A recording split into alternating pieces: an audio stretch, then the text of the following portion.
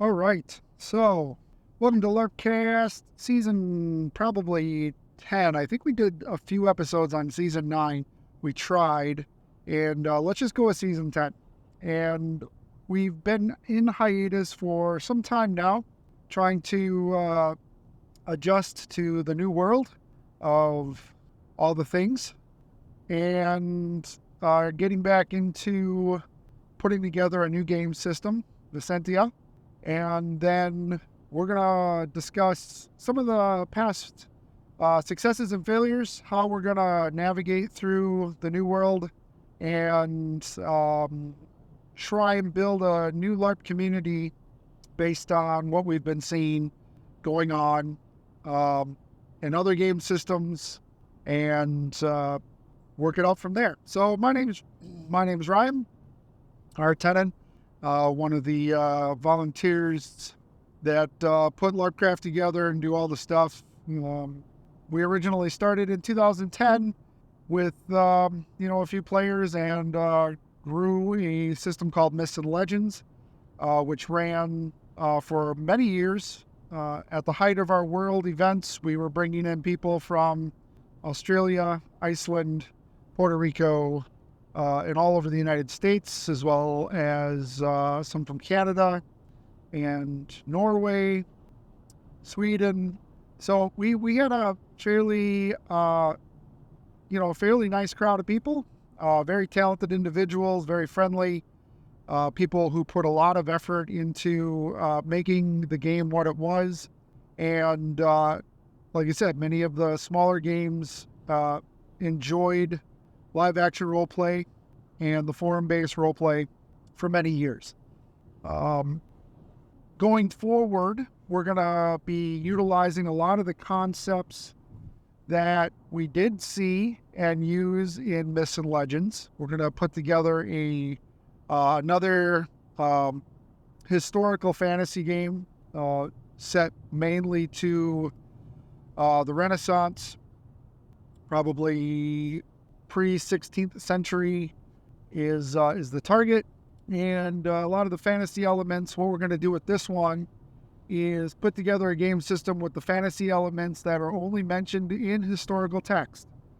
So we are going to try and zero down the fantasy that you see in modern literature and gaming, and bring it down into what's historically relevant or mentioned in the original texts, manuscripts, and historical artwork. So it's a good way to still use a lot of fantasy elements, but with a learning aspect to everything we're doing. And I don't know that any other game system is doing it in this fashion. I know there's a lot of games that utilize a lot of different, very wild fantasy elements, which, in my opinion and a lot of other opinions, can definitely break a game system or make it so complex to learn that it's hard to get players. So you got to find a fine balance, and that's when we started out with Myths and Legends. That was always the target, was trying to get people who definitely wanted to play the game and learn, but didn't want to read a 100-page rule book to learn what it is they could do. So the more complex the rules, the less people you're going to have. The less people you have, the harder it is to continue a game successfully. And our goal with LarpCraft and Myths and Legends, Vicentia, anything that we do on our platform is going to be to help hosts, LARP, people who want to LARP, find other people who want to LARP and start a game. So we have, colonies of people, clubs, social folks that just want to get together and learn about medieval history, learn about Renaissance, learn about our historical past, while also playing with some of the fantasy elements and things that aren't necessarily real, but are represented in history. So season 10, episode 1, we're going to, dive into having these core elements outlined. I do a lot of deliveries here in the Ozark Mountains, and a lot of these podcasts are recorded in the car behind the windshield. So if you pick up any of that noise, I do apologize. I try to edit it all out beforehand, but we'll have these available right now on the website. We're going to be transferring over from a Zenfora website to a WordPress website, and having, instead of like LarpCraft.com being the center hub, we're going to go ahead and build each game system on their own .com, and just basically have LarpCraft as like it's the name brand, but will not really have relevance anymore to the specific game system. So a lot of the things that we tried to do in the past was, we had a Galactic LARP, Risen, Post-Apocalyptic Zombie, we had Myths and Legends, we had a Western we were trying to do, and we tried to like bring everybody to LarpCraft.com, and then we had it where you could even like bring your characters between different games, and you just had to create different backstories, and have it where your experience points for one game would transfer to the next because your effort to come to the games was rewarded in multiple game systems. So we can do some of that stuff yet, but it's not going to be in the same way that we tried to do it in the past. So over the last 2 years, myself, Robin Hansen, a few others have really, tried to dabble in creating a new world, a new story, come up with some backlines of, how to build a backbone for a new system. And we had it as Broken Thrones LARP for a while, but we needed a name that was not used, easy to remember. Vicentia came along, but it's 2 Latin words, basically meaning land, or to rule the land, or some semblance of that. It's not a real word. So we had to find something where .com is open, and, utilizing verbiage from other languages. It was kind of a tough thing to do, but I think we got a pretty decent one where it'll roll off the tongue and people can remember it as long as they can remember how to spell it. So the new game system is going to go back to kind of Myths and Legends core elements of wanting to make sure that the players in Vicentia are going to have, multiple different roles that you can play. It's not all about fighting. There's definitely the politics of it. There's the sociology of everyday life. There's the real emphasis on immersion and trying to bring history to life if we can do so. But again, we're going to incorporate some of those fantasy elements that the other game systems don't have. And it's going to be medium contact. So we're going to still be using foam weapons, theatrical foam weapon. We may have exhibitions from other groups. I would love to bring them in for like real steel, blunt combat, and that kind of stuff. But it won't be our primary focus because, again, we want to make sure that we can bring in as many people as possible. And when you start doing blunt steel, there's a lot of liability that has to be taken care of. There's a lot more rules. There's a lot of things that aren't necessarily conducive to, having a family help with it, or, being able to teach somebody the day of kind of. So as much as we love, full contact blunt steel stuff, it's just not going to be the primary focus because we need players. We need to be able to represent a community in a positive light through whatever community a host wants to host in, and bring people in a way that they, can safely participate and have fun with it. So I apologize for my phone here. Put my phone to silent. Sorry about that. So I'm excited to get back into the things that made Myths and Legends successful, the way we could replicate games and give hosts control of their, environment and how they wanted to do things, but also provide the resources for those hosts so that we could collectively join each other at games, what we found early on is, we started in, in the middle, southwest Wisconsin, in a little town of Sheboygan, where the brats are, yeah, hey. And then we went and had the Milwaukee chapters and Racine chapters and Green Bay chapter. We basically got outside of the 1 hour driving radius. So for most people who are doing this, when you have to drive multiple hours just to play a game, it becomes very difficult to do that. And so when we put Myths and Legends together in LarpCraft, it all started as the Wisconsin Live Action Role Players Why LARP.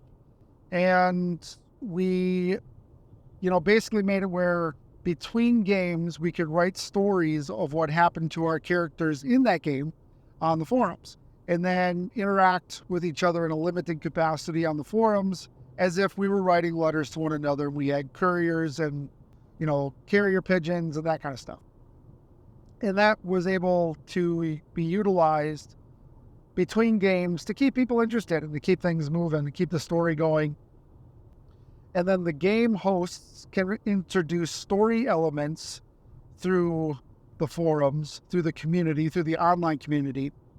There is even a point where when we were doing this, we were actually scribing scrolls and sending them in the mail to people as if being delivered in more of a real sense. And, the heraldry stamps and the whole thing, like the wax stamps and seals from the crests of the homes and that kind of stuff, was all being done. And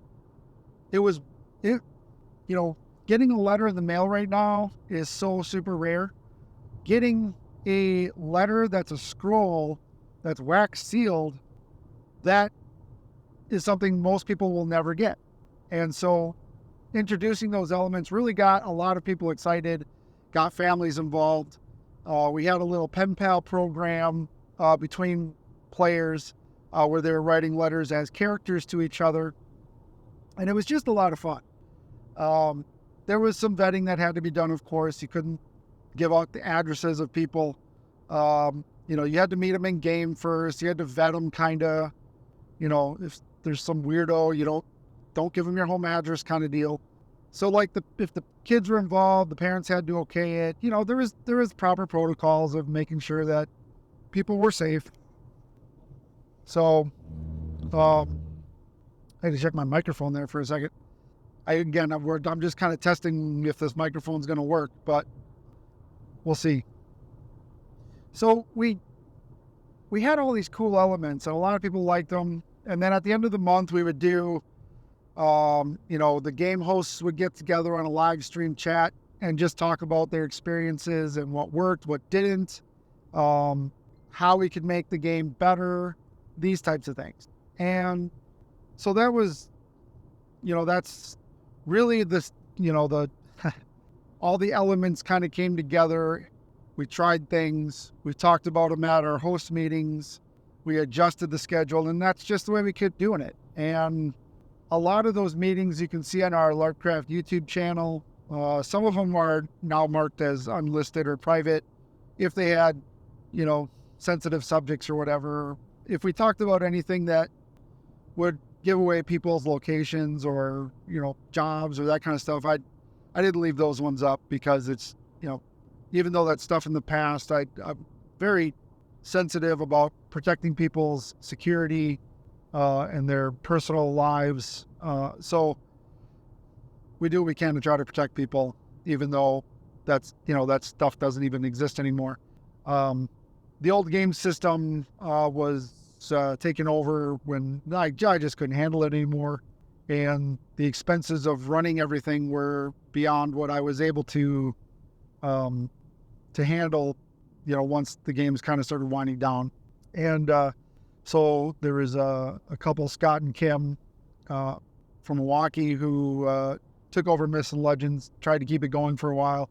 And then they switched over to a different game system that they started, which is more historical reenactment. And you'll see a lot of those kind of elements also involved in this. And we will encourage and cross game with those folks as much as we can, because that's what you do. But they're the real steel kind of stuff.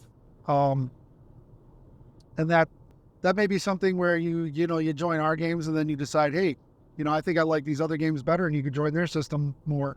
That's fine. As long as you're out there having fun and you're learning about history and you're utilizing your mental and physical abilities, that's great. Just get out there and do it.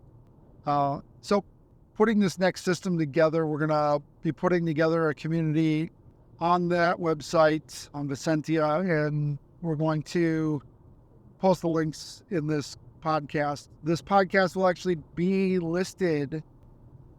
I think it might list it on LarpCraft.com. There might be a few things like this that we'll list, or the LarpCast might just be right on Vicentia.com.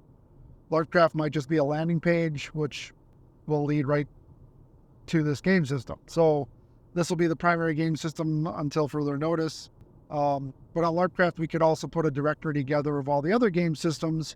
It's LarpCraft, you're crafting LARP. It's not specific to any one system. It never was intended to, be just all-inclusive in a way that was proprietary. That was never the case that we wanted to do this. So if we can help promote other LARPs, we will. So going back to creating Vicentia, there's, we got some elements in the current forums of LarpCraft that we've taken out to help develop the new world. When you're developing a new game, it's a lot of work, actually. If you're really looking for long-term success, I don't anticipate this game ever going away now, now that I've got my career's mindset and focus where it needs to be. I would like to continue this game until I pass away. So, whereas with LarpCraft and with Myths and Legends, we didn't know. And we just kind of learned from going through it. And after, 10 years plus, you get a better idea of what it is you want to be doing. So those are some of the things we're going to be doing.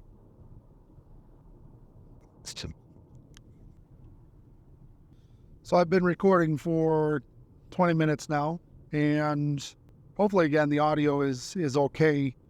I might hook up the lav mic for future episodes, but we'll see how this goes. This is the camera mic that I usually use, so it usually does a pretty good job of filtering out the road noise and getting a clear enough audio. But when the roads get rough, a lot of the stuff that we deliver to here in the Ozarks, the pavement runs out, and you're forging streams and stuff on some of this. So it's not your everyday type of delivery. So the road noise becomes where you can't record audio anymore. But we'll see. We'll see what happens. So going back to creating a game system, Vicentia's world, we got to create a map. I've been working on kind of a new world map. We're going to use, more of an Inkscape, not so much the fantasy maps that we used to use. While it was a good physical representation, the detail wasn't there. And then kind of throw some zones or, you got your continents. We'll put some basic history together for continents and storyline. We don't want to get too deep into each section, though, because as hosts come online, they will decide where in the fictitious world they are, and they will be able to write their own story, or we can help them write stories to kind of give their players a real sense of belonging. And you got to have enough detail so that players can build their backstory in the world too. So yeah, that's hopefully that's where we will start. So when you join the community on Vicentia.com, you will have an area. We're going to have a non-registered area and then a registered area. So the menus will change once you're logged in, and they'll allow you to see things once you have character profile set up. And it's always difficult. People want to like join right away, and I'm going to discourage people from joining the website. We're going to make a lot of the information free so they don't have to join anything. And the reason we want to do that is so that you can see the game system and the stories. And maybe we do, before you even are able to log in or sign up or create a character, we're going to redo a lot of our videos that we did with the LarpCraft stuff early on about how to create a character, coming up with names, coming up with heraldry and stories of your family name and that kind of stuff. And make it so that if you just allow people to register, they don't read, they don't take the time to do any of that. And then they come up with stupid names or no names at all. And they just want to like register and be involved. And that's unfortunate. Read twice, fill out info once. Then we don't have to admin this stuff so hard. But we'll have, the tutorials and then a registration form. It'll be like a funnel, a sales funnel kind of deal. And then once you make a character account, I think we can auto approve that kind of stuff. If you go through like the videos and we make you watch some of this stuff, I don't think we'll have to do too much adminning at that point. But we'll have all of our, things we usually have for spam protection and that kind of thing in there. And that's one of the things I'm not looking forward to, is getting back into, denying hundreds of profile requests like with Myths and Legends. When, we were at our peak, there was so much spam trying to get through. And we had a lot of the automated tools, and then you still had to kind of watch those automated tools because sometimes, clever people are tricksy and they want to show you their spam. Spam is bad. We don't want spam. Visenti is going to be a system that really emphasizes immersion. So we're going to really try and have hosts do practices more than games, especially right away. And, where they can start building their character online and get involved before they actually make a physical appearance. And then once you have that, the basics down, like weapon safety and how to do the, certain magical elements, but mainly, herbalism and poisons and all that stuff. Once you learn all the basics of the game, and you have a decent set of garb, then you can start hosting games. But for the most part, a game would not be considered a game until people are in full wardrobe. From head to toe, they have at least a basic, peasant outfit. A lot of people will have sandals or no shoes to start with.